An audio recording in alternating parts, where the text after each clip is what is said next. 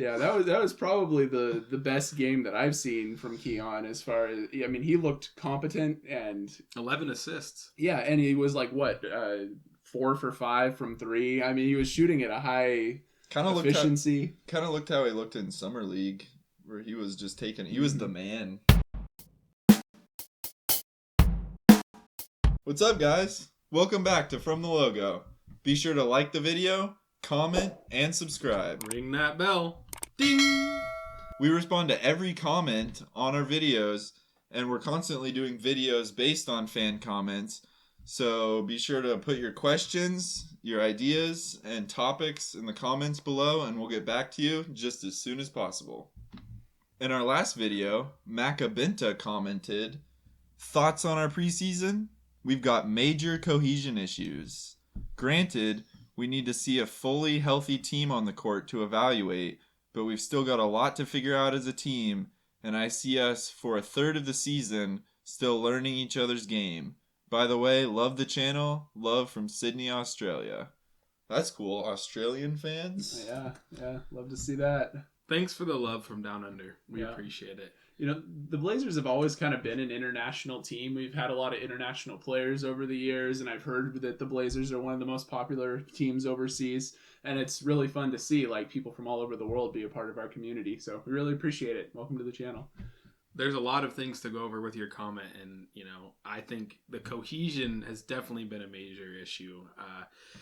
The units are not playing as a whole. There's been a lot of dribbling. There's been a lot of not hustling, standing around, kind of expecting another guy to cover for the defense. And I'm talking about Simons, Lillard, even Hart. You did mention one thing, granted.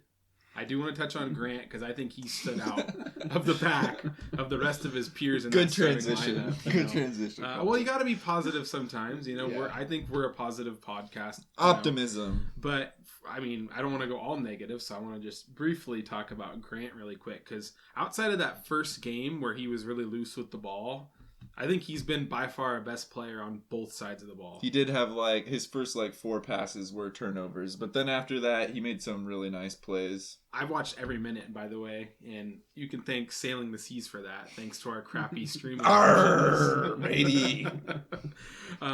Grant was, out there. He was basically our offense and our defense. He was hitting threes. We threw him the ball. He was scoring. He was going on the fast break. He was hustling, playing for 2 defenders, getting blocks. But wow, everyone else was looking pretty rough out there, and they were not playing together as a team whatsoever. That's been the thing that's been most disappointing to me so far is just the team kind of has that look that we had for a few years there with no movement. Everyone's just kind of standing around waiting for ISO moves by our star players, and that kind of reminds me of McMillan ball and Stotts at times. But I just have these horrible memories of watching Brandon Roy just, trying to play ISO while everyone just cleared the floor for him. And it's just not a very fun style of basketball to watch. I hope that's not the way we're going. Hopefully it's just a matter of learning a system. But that's been the look so far in preseason. After the disappointing starting unit, the first guy off the bench has been Keon Johnson. He had a great summer league, and he's been looking good. He's continuing some of that momentum, and some of our commenters agree. Husketty in Rip City said, "I can't wait till y'all start adding Keon Johnson to your young core talk. Keon was drafted higher than Anthony and Nas." And Isaac L said, "Y'all sleeping on Keon Johnson. He'll be nice in a couple years from now." And yeah, we didn't mention Keon in that young core talk, but I think he's starting to kind of elevate himself to that level of some of those guys that are going to be big prospects for the Blazers down the line, whether or not we trade him or keep him. Yeah, I mean, I think he's definitely raising up into that conversation now. And, I believe in trying to go for a little bit of an optimism sandwich here as we have some kind of negative things to talk about. So on the positive bread here, I've seen a lot of things out of Jeremy Grant that I like, kind of like you have spoken to. And then the second piece is that our second unit has shown that they do have a lot of potential. I mean, they pretty much torched Norris Cole, you know? I mean, Keon was out there looking like Shaden. Norris Yeah. Cole is, by the way, one of my favorite players ever because my His name favorite why. named player. my name is Colton Norris. His name is Norris Cole. I just have to give a shout out. But It's sorry. Bizarro Colton. Oh, Keon did your namesake dirty, dude. So. That's fine. He was- Still won some chips, right? yeah, that was probably the best game that I've seen from Keon as far as, I mean, he looked competent and 11 assists. yeah, and he was like 4 for 5 from 3. I mean, he was shooting at a high Kind of efficiency. looked how he looked in summer league, where he was just he was the man during our summer league game up until the championship game. He was really carrying us a lot of the way. Mm-hmm. A lot of my thought process with Keon in the past has been he is probably trade bait, especially now that we've got Shaden Sharp on the squad. Keon has been getting first minutes off the bench. I do think that he might be a stand-in for Peyton. I think Peyton will get minutes over Keon Johnson in a mostly similar role. Peyton might play a little bit bigger. But I also think it's interesting kind of along with that Hart is starting, kind of what we talked about before. And I think the reason why, I'm even mentioning it together is I wonder if we're not like showing what those guys can do before the trade deadline because they're not targets for a trade. And, that's something we're going to have to speak more to in the future. And we'll see if Keon's getting those minutes. But Keon has looked promising. Josh Hart and Nurk for DeAndre Ayton? Yeah? Is this not the video to talk about that? Speaking of some roster moves from the Blazers, they recently waived a couple of guys, including Colton's favorite player, Brandon Williams. Hugo Morency commented, I just like the way Brandon moves on the court. Of course, efficiency is a problem, but I think he moves really well. I think he will find somewhere in the NBA to land. There's always a market for guys who can get buckets like he can and handle the ball. But I just don't know if the Blazers are really the team for that with the kind of the elite level point guards that we have.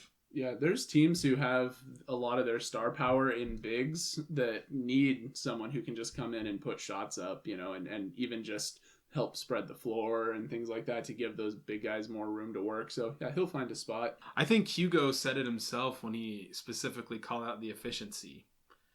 Shooting about 25% from the field is not going to get it done. And he kept showing that he was kind of that guy that's not going to be efficient. And that can't work when you're a small guard that doesn't play defense either. I think that one of the most infuriating things of this preseason has been Shaden Sharp is finally getting minutes because Billups lets him off the leash. And we got Brandon Williams ISOing, shooting 3 times as many shots as Shaden Sharp.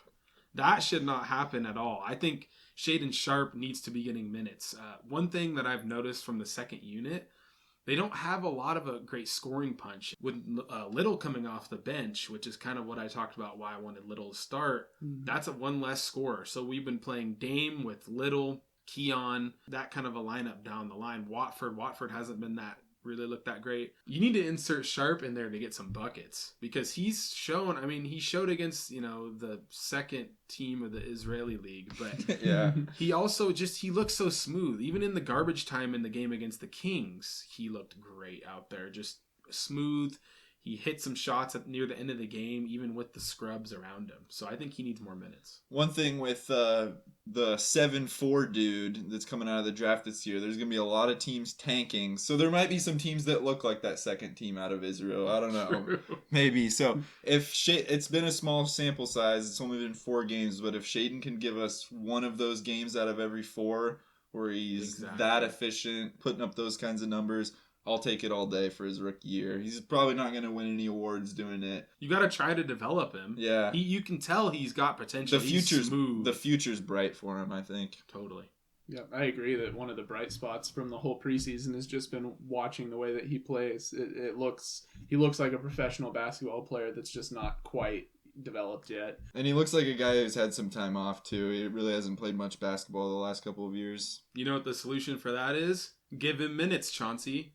And while you're at it, give Jabari Walker some minutes. Let's see what you got with the young guns. Speaking of Jabari, Gideon Agner said, I first saw Jabari Walker through my man Dominique Clifford at CU, but even without my bias, that boy is going to be nice. I think so too. He has a perfect NBA size to be a effective down the line.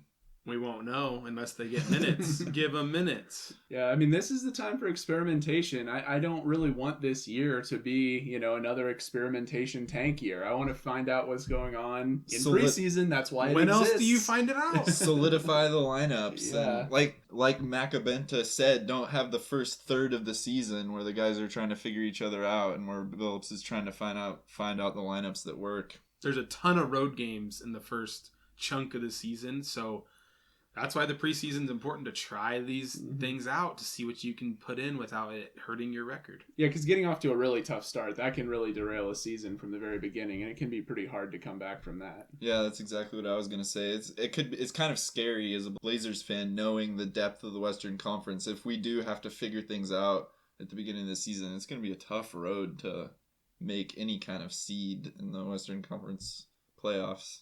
Less victories for Victor. This guy's gonna be pushing for us to tank all year. Tank City! I'm not going to push for it, but if we're just middle of the pack, yeah, I will. That sounds like a push. The optimism show has gone negative. That's what we do. It's been a tough week, guys. Yeah, we can't overreact though too much. It's preseason. The guys are figuring each other out right now. This is the time to have these kind of games. I'd rather go 0-4 now, 0-5 now, and then start the season cohesive. And you know how the Blazers always have been with Damian Lillard. We run from behind and we do better in the second half. And when you're taking him out in the third and fourth quarter, he doesn't really get that chance to get going. Help us be optimistic, guys. What's been the brightest spot of the Blazers preseason so far? Comment below. Let us know. Thanks for watching from the logo. Bye. Play it in Shane and Sharp minutes, please, Chauncey. Bye. Okay. I guess that'll end it. You need to insert Shart.